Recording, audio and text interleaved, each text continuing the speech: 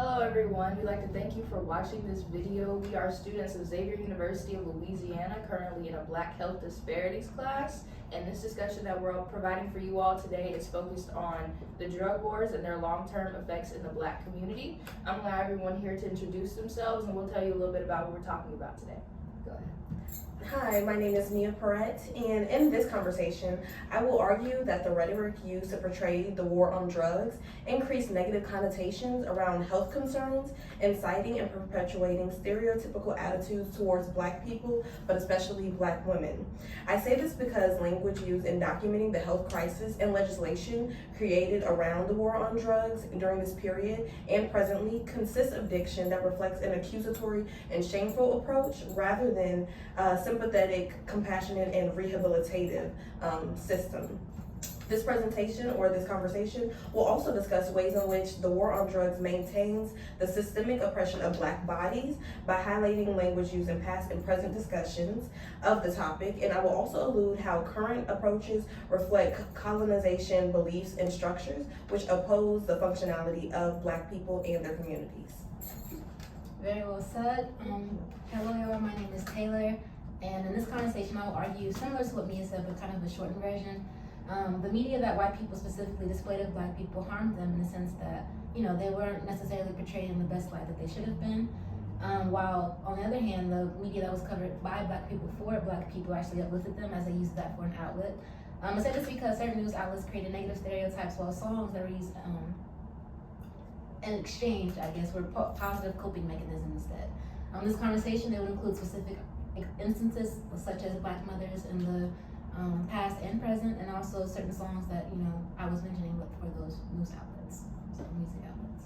Hi everybody, my name is Kristen Poche, and in this conversation I'm going to be discussing my argument that the implicit bias that affected the approach to the crack epidemic and caused the opioid epidemic stem from both racism and classism. Yeah. Hello, I'm Madison Thompson, and in this conversation, my perspective comes from the idea that the war on drugs and its side effects acts as a method to decrease the Black population. I say this because I believe that drug usage and distribution fuels mass incarceration and not only affects Black maternity within itself, but also the Black male population in society. And I will discuss the effects of the drug wars and how drug distribution and rehabilitation availability unfairly and negatively affects marginalized communities. Hi everyone, my name is Miracle Lindsay. So in this presentation, I'm going to argue that the severe criminalization of drugs directly targeted the Black community by prioritizing harsh prison sentences over drug treatment, which left drug addiction to metastasize in the community and essentially contributed to the economic and civil and education disenfranchisement of the Black community, which left us in a worse place in society. Well, now that we've gotten into all of our introductions and you've gotten a little bit of what we're all going to talk about in this conversation, we're going to get into a few discussion questions. We're going to cover some of the topics that we discussed and also cover some of the topics that each other has discussed, provide you some really good evidence and text that we've read, that we've studied throughout our semester, and we're going to talk to you just a little bit more about what the war on drugs looks like for Black communities. So, our first question in this discussion is, how did miseducation exacerbate the harm caused by the war on drugs, and what long-term effects did it have on the community? So, I'll answer. So miseducation essentially kind of exacerbated the problem and increasing mass incarceration when it came to prison sentences, and people didn't really understand the problem, which led them to, instead of treatment and research on drugs and the way that they affected people, they were more likely to criminalize. They just said jail, jail, jail, you get a jail sentence, you get a jail sentence, instead of actually taking the time to evaluate the effects that drugs had on people and why the drug epidemic happened in the first place. So in the article by Vox that we discussed in I don't know the title. When a drugs epidemic victims are white. Okay. So in the article, when the drug epidemic victims are white, they discussed, they stated that the myth characterized as a threat to all children is one of the reasons that the public lawmakers saw crack as inherently dangerous in the 1980s and 1990s. So essentially, Black mothers were criminalized for using drugs because of the assumed harm that people said that they would cause. But there wasn't as much harm as people initially thought. And the initial response to the drug, in essence, was because of a study that was published that wasn't even fully done. It wasn't finished. And so these children that were born, years after they were born, we actually saw that the drug really didn't affect the way that they were, the education that they had, or any type of diseases or developmental problems that they had. And alcohol was actually much worse, had much worse in terms of affecting like disabilities in children. And so people were more focused on drugs and, you know, the crack epidemic and marijuana and what that did to children, when in essence what was more polarizing and the more pressing problem was alcohol, which was more accepted essentially.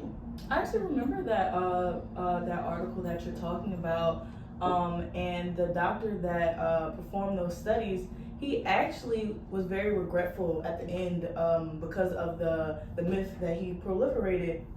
And I believe it was found that most of the symptoms that they found in these babies, that they were saying the babies were addicted to crack cocaine, the babies actually weren't addicted to crack cocaine. The babies, it more stemmed from the babies probably being premature.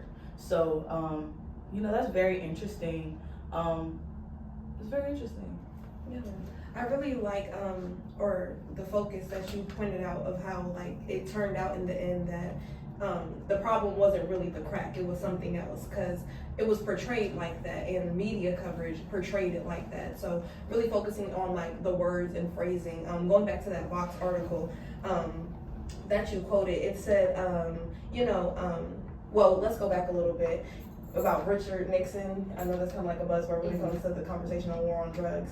I really wanted to point out initially that he made a statement saying it's public enemy number one. Like, words have meaning. So when you target a health crisis as in naming it and labeling it as an enemy or something that should be opposed and fought against, it has a connotation and it has the effects of targeting the people who are involved in that as well. So that's where I feel like we also get some of that criminalization of Black women especially, and we get that perpetuation or the cycle of Black women being kind of the guinea pigs and the testing of just a cyclical nature of racism and bias. It's very intentional too. It was very intentional. I don't really know how you call a health crisis an enemy, you know. I think it dehumanizes the experience that these people are going through and just the world that we live in, you know. But see how you said dehumanizes. Mm-hmm. Did he really see us as people? Mm-hmm. See?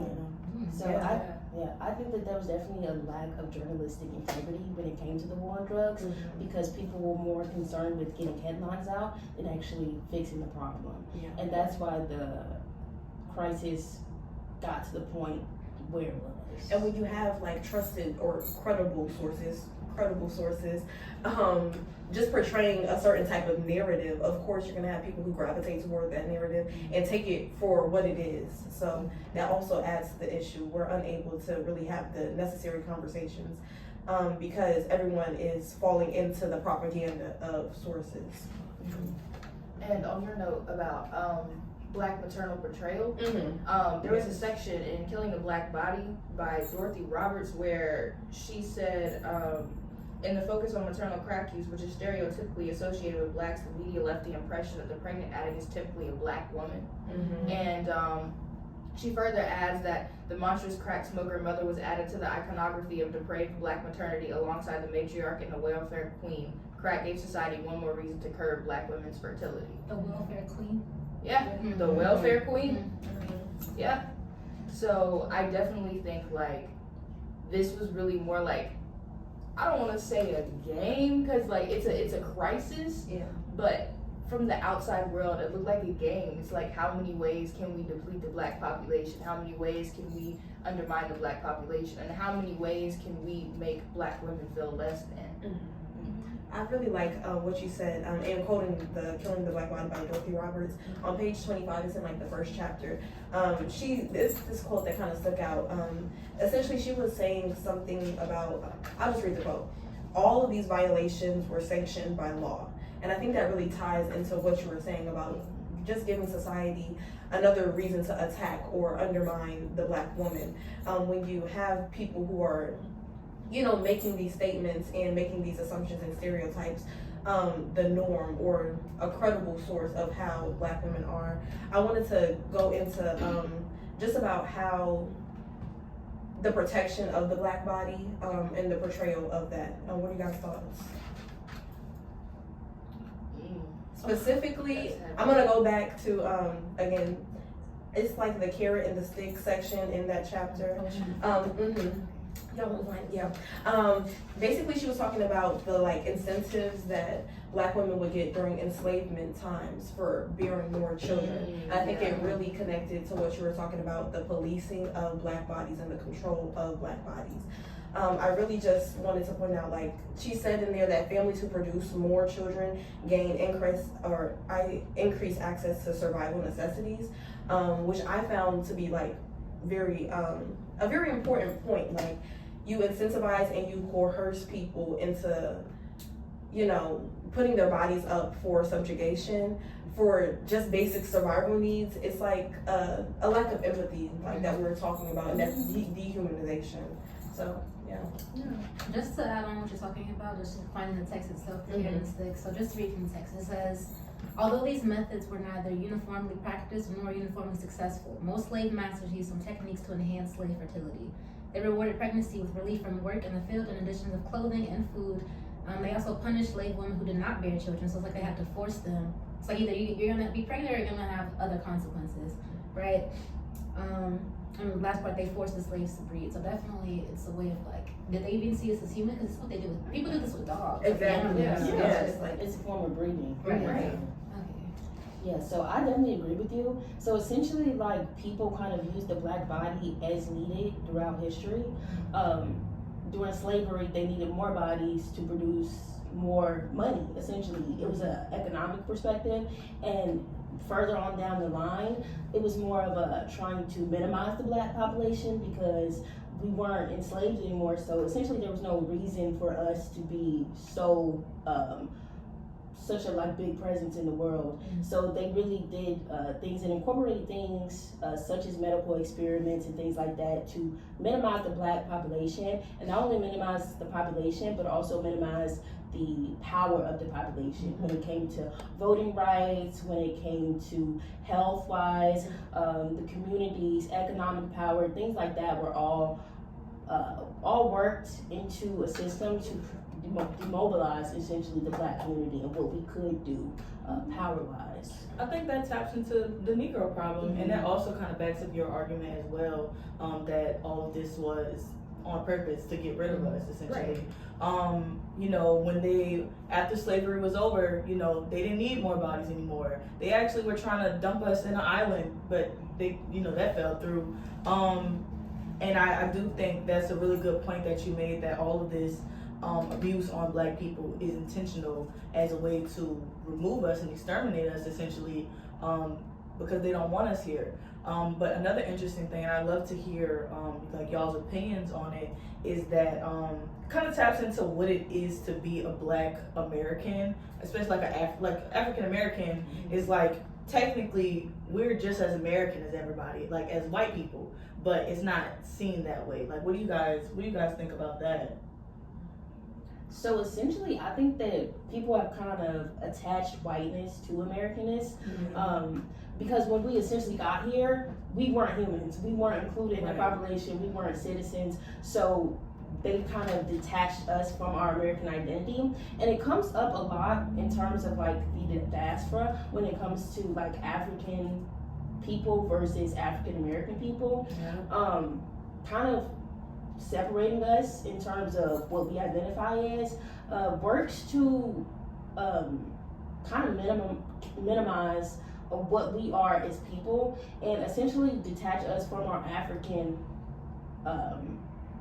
origins and like what we originally came here as. Right, but no matter what we identify as, because for example, I identify as a black woman from Louisiana. I'm Creole, so that's what I identify as. But you know, you'll speak to other people from other parts of the world, and they're like, "Where are you really from?" But this is where I'm really from. This is where my family generations have spanned from. So I think the problem is it's really hard to connect with a place that, yes, you may have geographical and I would say for African Americans cultural roots in, but when we are put in a system that consistently like tries to, you know, diminish and demobilize and dehumanize us, it's very hard to try to claim that system, you know what I mean? Mm-hmm. So like for me, I'm black. I'm black. I mean, yes, I'm from America, but I don't really have those connections. Like you said, like whiteness is really tied to what it means to be American, but I don't identify with that whiteness. So, yeah. During the slave era, right, we were regarded as 3/5 of a person. So Right. and that's when we first were introduced to America. So I feel like when that was our, or at least for our ancestors, with that being our first exposure, like our citizenship or lack thereof, like I don't think we ever got that full fifth. So we never had the inherent right of feeling like we actually belonged here, if that makes sense. Mm-hmm. So yeah, definitely it's a lot of stuff that the stuff that was going on before we actually, you know, came here, and then the racism that's still present in 2025 today is unfortunate that it does exist, but because of the way our interactions with other groups in the country, that kind of like makes it hard for us to be like a proud American, like have that really that strong patriotic sense. Yeah, I guess. yeah. I don't really say I'm African American. I just say, like you said, black. Yeah. We're just black. So like I don't. I think that separation, like we said before, is intentional. Mhm. I think that was the point that I was trying to make that I lost, was that the separation within that diaspora is intentional, so we don't focus on things like the war on drugs.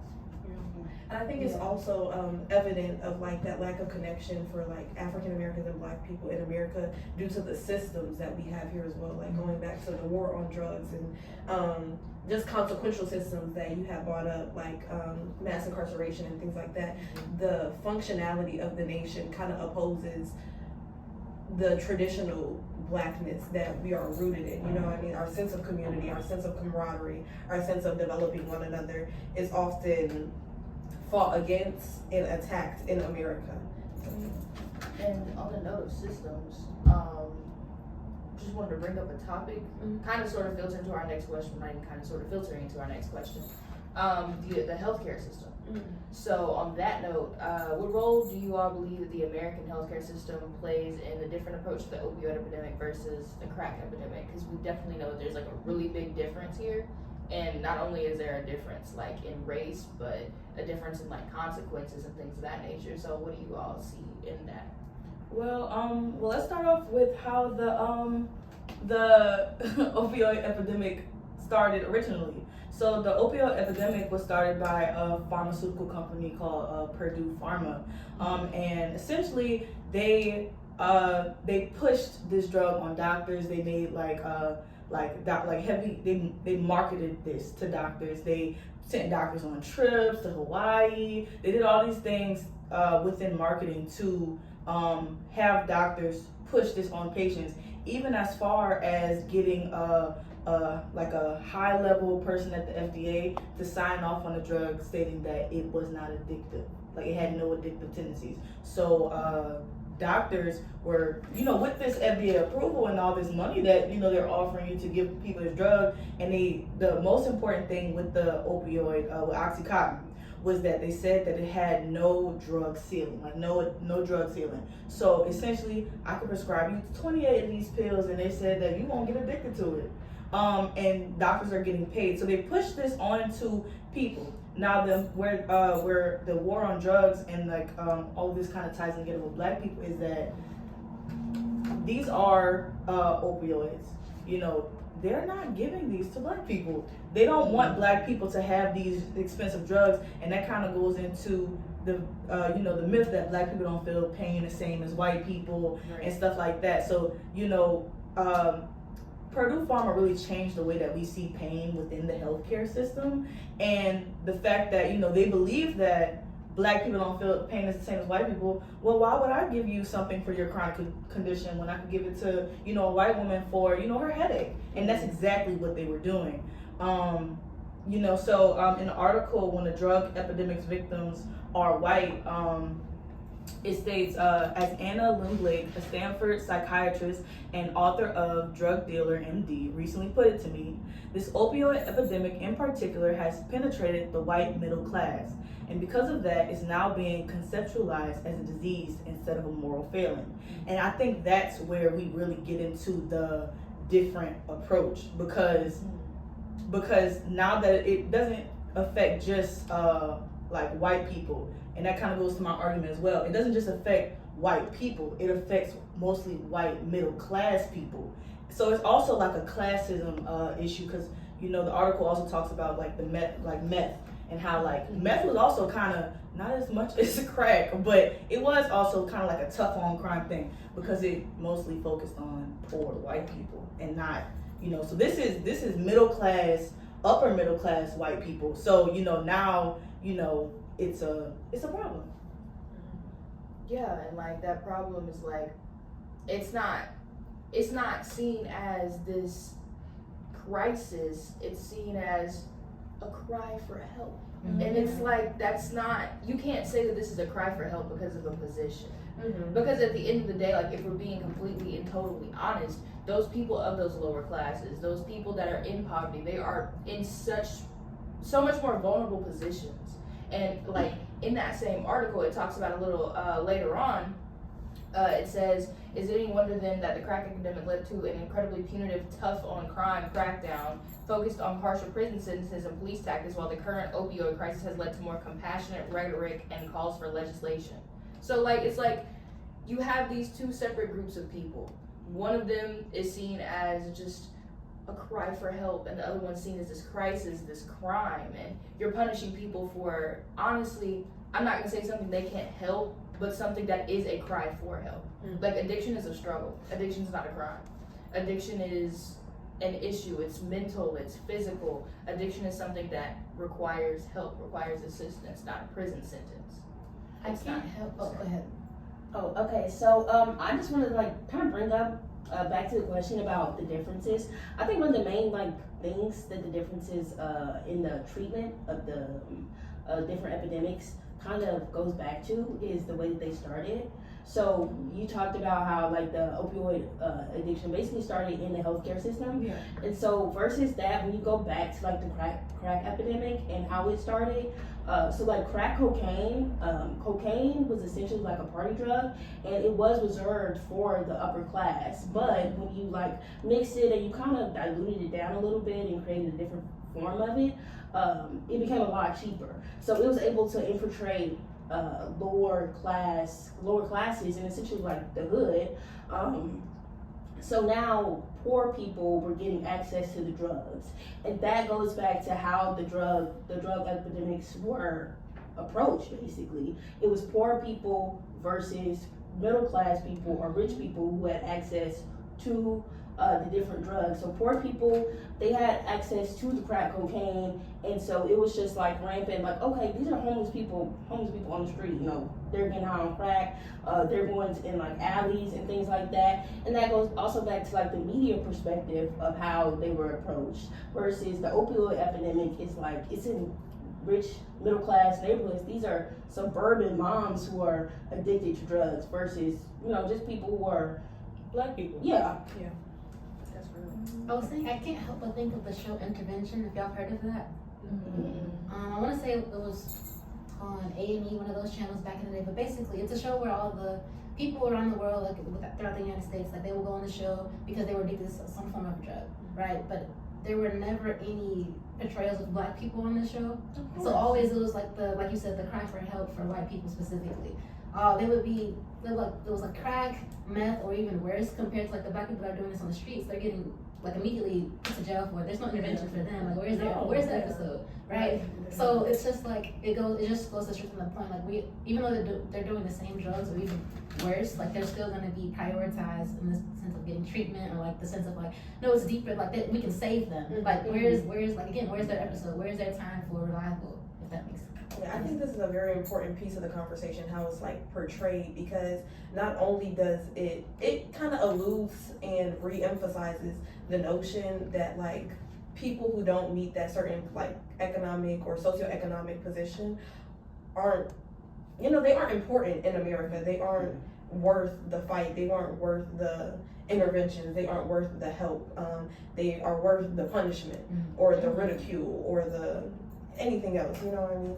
So, yeah, also in that article, the Vox article that we were quoting, just another one-liner, they said we need to start treating people in this country, not jailing them, which, you have brought up how the opioid crisis hits, like, middle-class, white, did somebody say white women? But, yeah, middle-class, white women, so, like, when we have these conversations about, or even these stories about how these people or this demographic is getting help, it kind of sends like an internal message like, okay, if I don't fit that narrative, I'm not worth the help. Yeah, you aren't important. Exactly, I'm not important. So just how do you guys believe like internalizing media and the propaganda and like the language used around this type of crisis, how do we see that portrayed in like our Black communities? Or how do we feel like they impact our Black communities? I think the crack baby thing was like a great example of that. This was not properly vetted. There's most likely no control group for this. And it was put on the news. It was put on the news that, these children, there was even a song about it, which was written by a Black man. That. There was a song about like your mama's on crack rock and stuff like that. And, it's not just white people that are being targeted with media. It's also targeting us. It skews how we look at our own community and the perspective on our community. And this is in a lot of different aspects. You can talk about Black businesses and how we view Black businesses as Black people as less than, because that's what the media portrays. I also wanted to go back to the Vox article though, when the drug epidemic's victims are white, kind of with like our conversation about legislation. You brought up legislation and stuff like that. I think the article really highlights something that I necessarily didn't think about, because it's so easy to think, like, not say think, because obviously it is racism, right? We all know that it's racism, but kind of like, why all of this legislation? Why now? Yes, because there's white people, but like it really kind of dives into that and puts it more in a logical sense for me. And it talks about, when you open up the article, it talks about how a lot of these legislators are white, and because the opioid epidemic is affecting upper middle class rich white people, they're seeing it now. Like, they're seeing what addiction can do to you. The Vox article, when the drug epidemic's victims are white, by his name is German Lopez, I believe. He says these stories show how lived experiences and personal relationships can influence serious policy discussions. After all, politicians bring up the people in their lives who they saw needlessly suffer and die due to drugs for a specific purpose. To call for an approach to addiction focused on public health over criminal justice.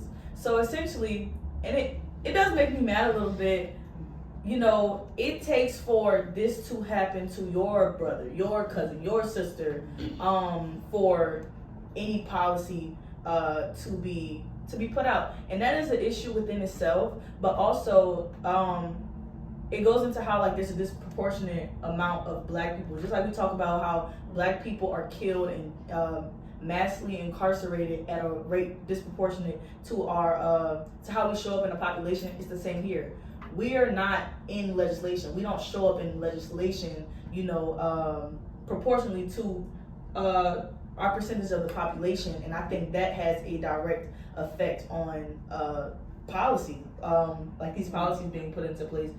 So maybe, obviously, there are also other factors, because racism and systemic issues always is a factor, but it's the fact that we don't have enough Black politicians in office, and the ones that we do have, some of them, they're not for the people, and I think that's the problem, and also maybe why they even got voted in the first place, So like, definitely like back to the point that you were saying. I think that it kind of really emphasizes the lack of empathy that exists not only in Americans, but more specifically white Americans, and the ability to kind of take yourself out of your own shoes and put yourself into somebody else's shoes, and you don't see things, how things really affect you, so you're not going to really care about them essentially. So you know, like you were saying, like they didn't care until it was their sons, their daughters, their neighbors, their cousins. But when it was my cousin, my auntie, my uncle, I stated, like I said, like, you know, like we need help. This is something that's deeply affected my community, but nobody listened, essentially. So, and that again goes back to the politicians thing, how it's not enough Black politicians. That definitely affects who policy is made for. Mm-hmm. So when you think about like American systems that we have, who are these systems made for? Not us. Exactly. And I think that goes to your point, which you said, like the 3/5 rule and stuff like that, and kind of ties, like they kind of tie together. They don't see us as people still. I give an example. Have you ever walked down the street and a white person standing right there and they don't move out the way for you? Mm-hmm. That happens to me all the time. They will not move out the way. They keep going. And at first I was just like, okay, they're rude. But I started hearing, like, especially with access to the internet, a lot of Black women have the same experience. And so many of us are having the same experience where it can't just be coincidental. And I remember there was like a whole thing about it. And it was essentially saying that, you know, kind of off topic, but we talked about in Dr. Shepard's class as well, that, you know, how the effects of slavery and racism still show up in our nervous systems today. Like, it still shows up in us today. I think it's the same for white people as well. They don't see, their ancestors didn't see us as human. We've been generations of not seeing these people as human beings. So I think, you know, it stems from us not being seen as human still, subconsciously. It might not even be like necessarily on purpose, but still subconsciously, I don't think we're seen as human beings. And I think that's where a lot of this stems from. Yeah, I like how you phrased that really well.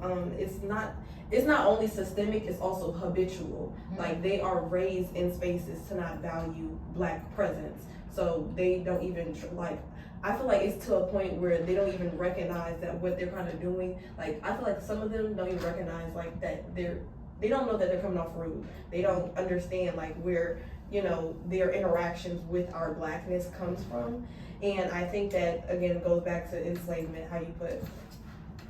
To the point you made earlier, about how all this like kind of ties into our current media, Mm-hmm. and how it ties into how people see themselves, how Black people see themselves.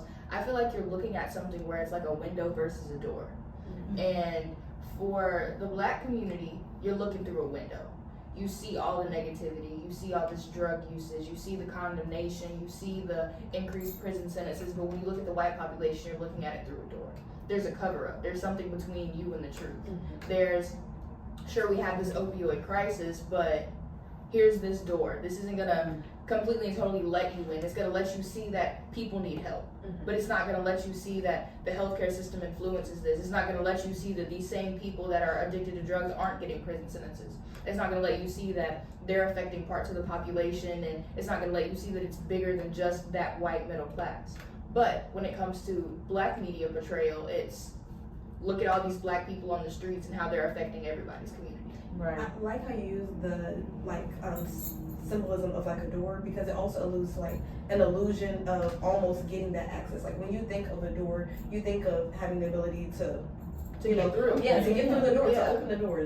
Yeah, so when you have like that type of portrayal, it kind of, or at least for me, it's like an internalized backfire when you don't see, and brings up that rage that you were talking about, Kristen, when you were talking about just like our communities getting the help that they need. Like, that illusion not only portrays the negativity of like our Black existence, but it also creates that American dream that we often hear about, and like that Black people don't have access to because we weren't meant to have access to it. We're not in, or we weren't supposed to be a part of these systems, and our Blackness like contradicts, you know, the systems that we currently are a part of. I really like that analogy you use, right? Because when you have a window, we're looking at one right now. Right. There's no choice of like not being able to see through it. Like you're gonna be like, you can't avoid it, right? Right. So when you mentioned the door, and you brought up the option that you can open it, I feel like if anything, the white people, when it comes to this analogy of the door, they close it on purpose. Oh, Like there's no walk in and Might close even the look door. good. Right. It's a one-side lock. You can't get in. So I feel like there's no way, like when the roles were reversed, when it comes like when the calls coming from inside the house, when it's the people that they're close with, might be even staff, family members, stuff like that, cousins.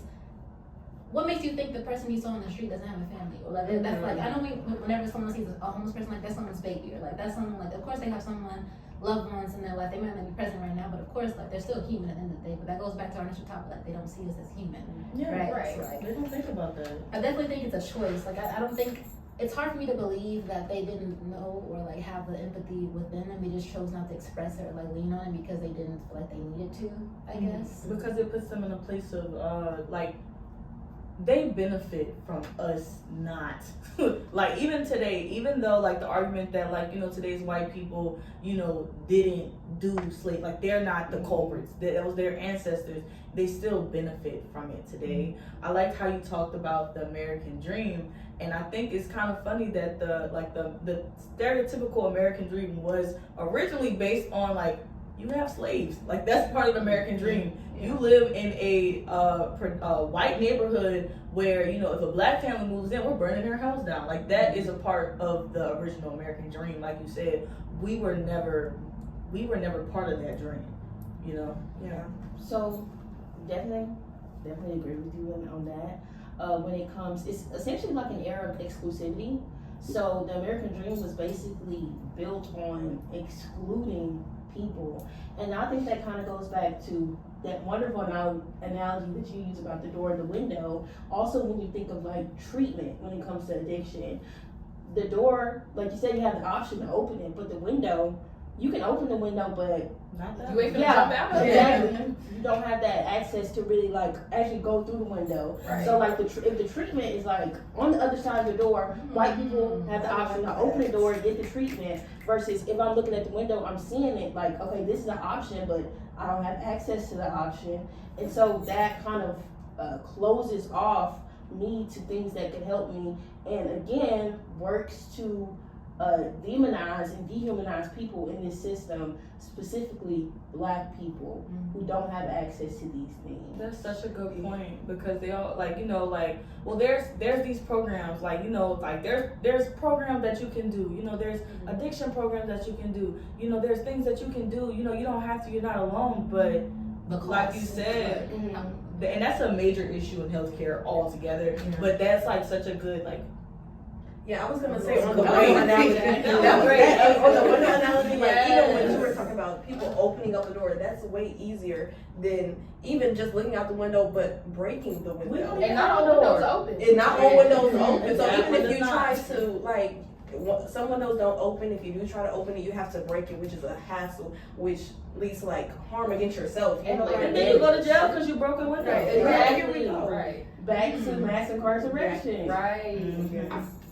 Y'all okay with switching to media coverage for the drug wars? Yeah.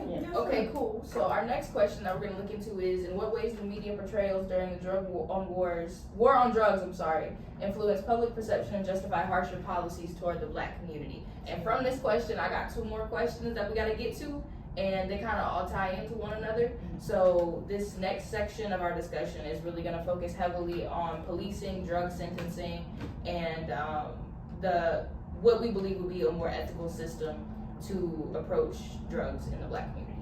So with this first question, let's talk about media portrayals. How we feel about those? Alright, so we reference a lot of sources like the Vox article, when the drug epidemic is why, all these things, but I want to go back to Killing the Black Body by Dorothy Roberts. In this book, she highlights, or the author highlights, how media portrayals during the war on drugs played a central role in shaping public opinion and justifying punitive policies that disproportionately targeted black communities, especially the black women, right? If we're going to be in the book specifically, if you go on page 150, the chapter that starts with making reproduction a crime, there's a quote that says, "The image of the crack-addicted mother was one of the most hideous and most powerful depictions of black women in the 1980s. This stereotype reduced black motherhood to a dangerous, pathological condition needing aggressive social control." Now, this quote specifically captures how the media weaponized racist tropes to portray Black women as threats to both their children and the communities that they were a part of.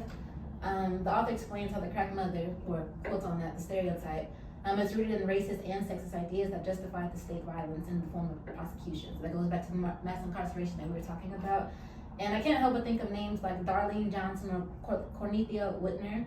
And these are women that were charged with negligence for their child because there were like traces of like crack or like small amounts in the baby after they were born. I think the woman, Cornelia Whitner, actually, after she gave birth, this is how the chapter starts. After she gave birth to her boy, she didn't even get the way, like she didn't leave the hospital with her child basically because they didn't seem like she was a fit mother enough to take care of her child.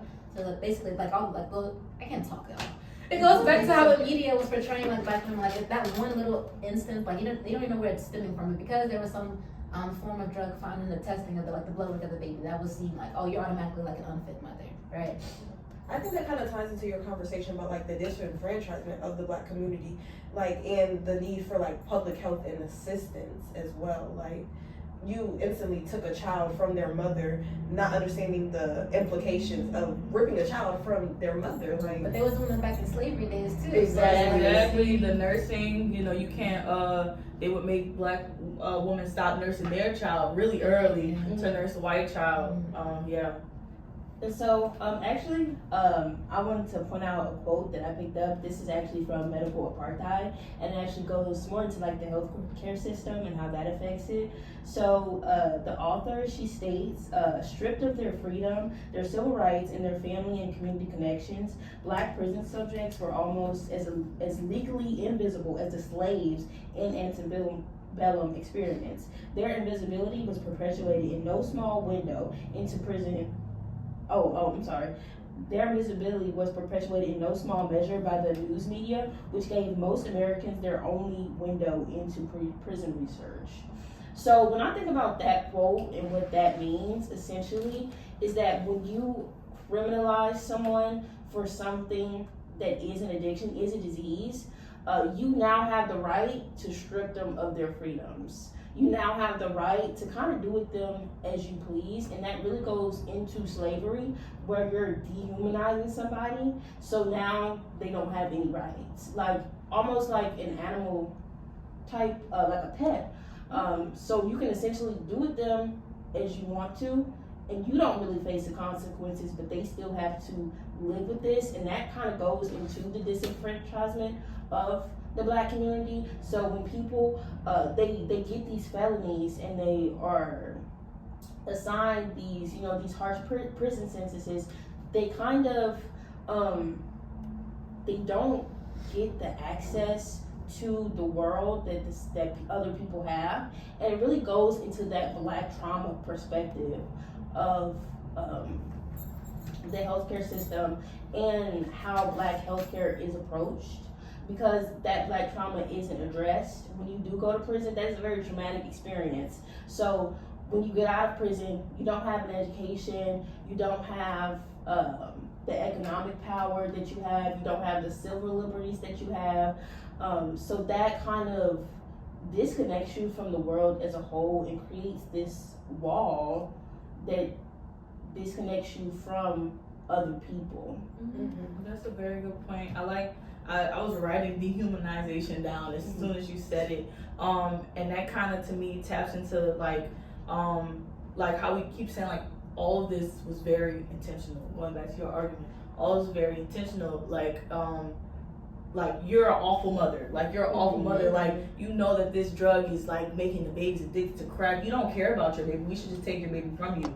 Painting Black woman as this awful, as an awful mother. When back in the day, that's who you had taking care of your kids. White women didn't take care of their children back in the day. Like it was Black women. So I keep bringing that in there because just to remind like our viewers that all of this is very calculated and very on purpose. Like this isn't just oops, we're racist, but like this is very intentional. Like these people in positions of power want Black people to see this of themselves, like in these media portrayals. They want us to think less of ourselves and cause not just the division amongst the diaspora, but also there's so much division within the Black you know, African American community as a whole. There's so much division, and that is all very calculated.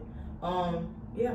It's kind of like after, post-slavery, they still wanted to find ways to continue controlling us. Like, I feel like you mentioned the reproduction ways earlier as well. So like, at first we were, you know, caring, or they were forcing us to have these children, all these things, multiplying, all that stuff. But once they no longer could do that, now we're introducing birth control and promoting birth control. Yep, forced it. And now that, you know, that we're no longer forced to take care of their kids, be the quote unquote men and stuff like that, now we're, you know, now we're bad mothers for our own children. Like, it's just the way they're trying to shift the narrative because they no longer have that. Like, there's still some elements of power, but it's not the same, like, stronghold that they initially had on us. I think it's because they don't want us to have kids. They're going back to the Negro problem. You know, if we keep on, you know, depicting black women as awful mothers, then maybe people will start forcing black women to be forcibly sterilized, and maybe black women themselves will start hearing this and start thinking this to themselves, that they don't need to have children because black women are inherently bad mothers. And, you know, that will, like, to your point, decrease the population. Like they don't want us here, but they don't have anywhere to put us, because they brought us over here, and they've severed us, like, even like going into like spirituality like hoodoo, and like our cultural languages and our religions and stuff like that. Like, they have stripped us of everything African. We're stripped. We have our own cultures and everything, like very, very beautiful, different cultures. Have y'all seen Sinners? Yes, I know. I was thinking about that scene. It's very beautiful. We have so much rich culture that we've had to create and even like take in, you know, like even like with hoodoo, like we've had to take our African spirituality and flip it to, you know, like what we have here in the United States. But they don't want that. They want that division so they want the division so we're not looking at them and looking at each other. So while we're looking at each other, they're we're gonna put all of them in jail while they're not paying attention. They fussing about the Zulu parade. Let's get them, you know, let's you know, take away DEI, you know, now they can't go to school. Let's take away funding from their universities and stuff like that. So while we're doing all this arguing amongst ourselves, they are doing things in legislation which we don't have representation up there. They're slowly getting things, and now with the Trump administration, it's in your face. It's in your face. Yeah. I feel like you have something to say, but I want to add this on real quick. Yeah, I think it just ties back to what I was saying earlier about how, like, our functionality, like, it just completely opposes, like, they're breaking down our sense of community because that is something that we as black people rely on, even down to the original question of just how do we rehabilitate people rather than punish people. You know, there's a process of teaching and forgiveness that comes along that I feel like black people are very talented in. Hell, we're taking care of, I'm sorry, Dr. Shepard, but we're taking care of other people's children. You see what I'm saying? So we have a certain type of human competence, you know, that's lacking, and that's, I feel like they, you know, try to target and attack. Okay, go ahead. Okay, you're good. We gotta move on to the next question and then close out. We're running low on time. Before we do that, just on one last note on media, just something to put in your head, something to consider. You gotta think about what black media in America is. Black people started as an advertisement for slavery. It was, come get your slaves, come to this auction, and from slavery and moved into advertised lynchings. Like, people having picnics under black people hanging from a tree. Right in Jackson Square? Right. So, like, you gotta think, black media has never given the black person justice in anything. So, it was no different in the war on drugs. It's no different now. But that's just an idea. Before we move on to this next question, which will unfortunately be our last question of our discussion. And that question is, are drug sentences and policing fair, and what can be done to make them more fair? I have a source I want to pull on for this question. Michelle Alexander's The New Jim Crow, which is a book on how mass incarceration is just an evolution of slavery, an evolution of Jim Crow laws. And in that book she says, numerous scholars and many law enforcement officials attempt to justify the concentration of drug law enforcement resources in ghetto communities on the grounds that it is easier for the police to combat illegal drug activity there. The theory is that black and Latino drug users are more likely than white users to obtain illegal drugs in public spaces that are visible to the police, and therefore it is more efficient and convenient for the police to concentrate their efforts on open-air drug markets in ghetto communities. Sociologists have been major proponents of this line and reasoning, pointing out that differential access to private space influences the likelihood that criminal behavior will be protected.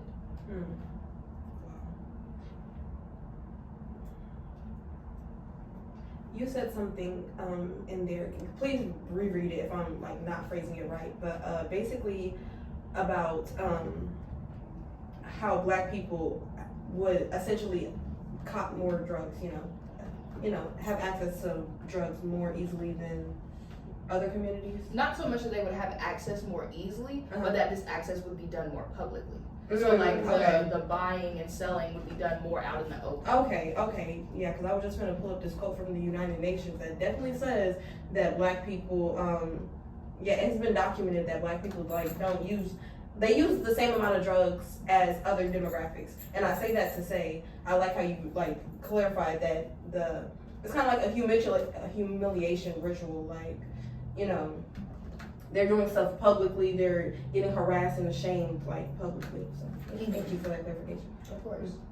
Just to add on, I pulled up an article while you were talking because you're dropping some really good points, but just to add a quote that emphasizes the point you just mentioned, it says that African Americans use drugs at roughly the same rate as whites, but are more than twice as likely as whites to be arrested for drug possession. So definitely there's no fairness right now. As far as like how we're going to bring that fairness, I feel like it's going to take a lot of time to revert these policies, especially now that Trump's administration is reworking years of work.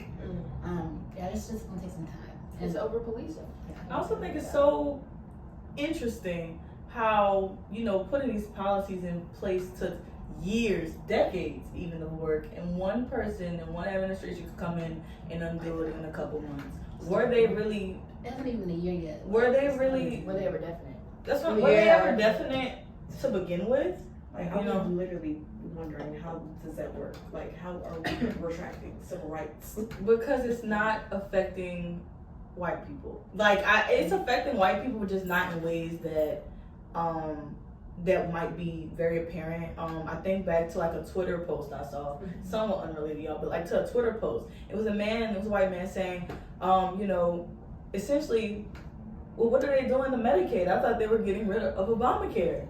He thought that Obamacare was for Black people, Medicaid was for white people, and I do not have the specific book, but it is from a book that we read in this class, and the author stated that poor white people would vote against their own benefit if it means that Black people wouldn't get it. So even though we both would get the same thing, you up, I'm up, they would vote against it because that means a Black person would still be getting it. And that shows you a lot about this past election too, that people have actively voted against stuff that is in their own well-being just to prevent Black people from getting it. It also kind of feels like it did, especially after Trump won, it kind of felt like y'all put a Black man in office, I'm about to put the most racist person in office, just to prove a point, and now they put him in there again,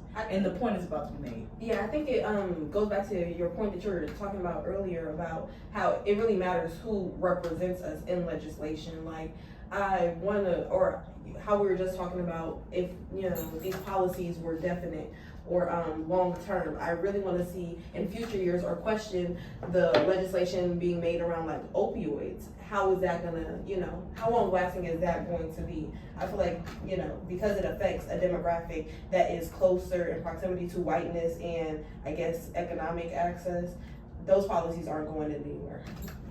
Okay, and just to actually bring up the quote that you were maybe referencing, it's in the Sickening article that we read on the first week of class. It says, indeed, poor and working class white people's health is also negatively impacted by racism. Because many white Americans would rather equal benefits be denied to others than support policies that would improve health and healthcare access for all.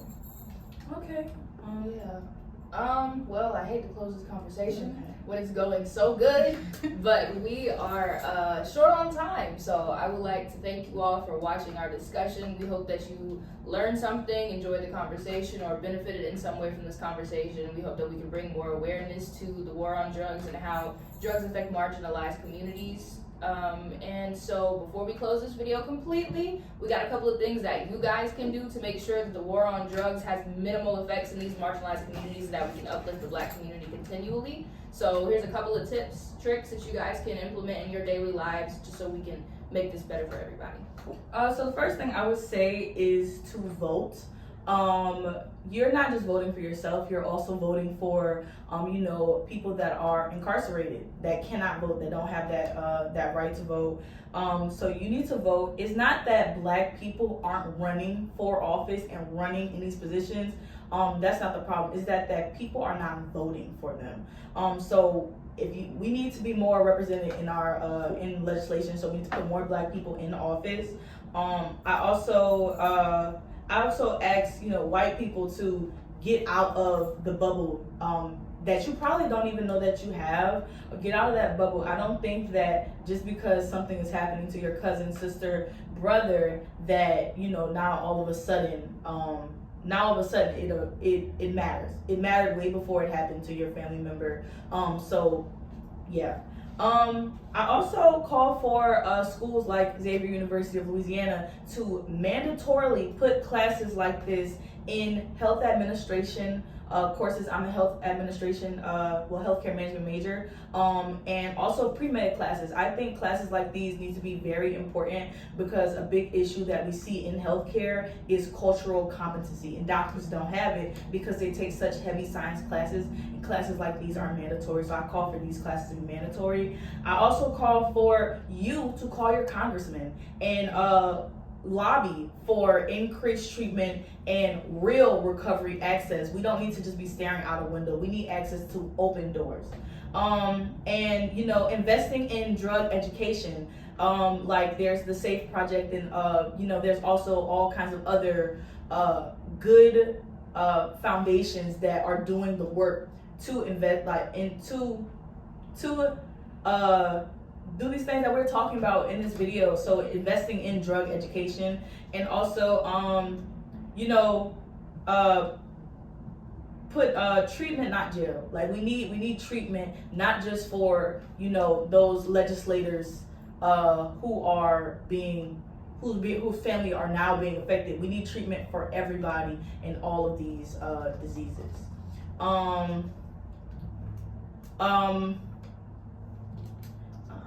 I don't know what you mean. Okay. We cut that part out. You want to end it? Yeah, you can. Yeah, you can have it. Okay.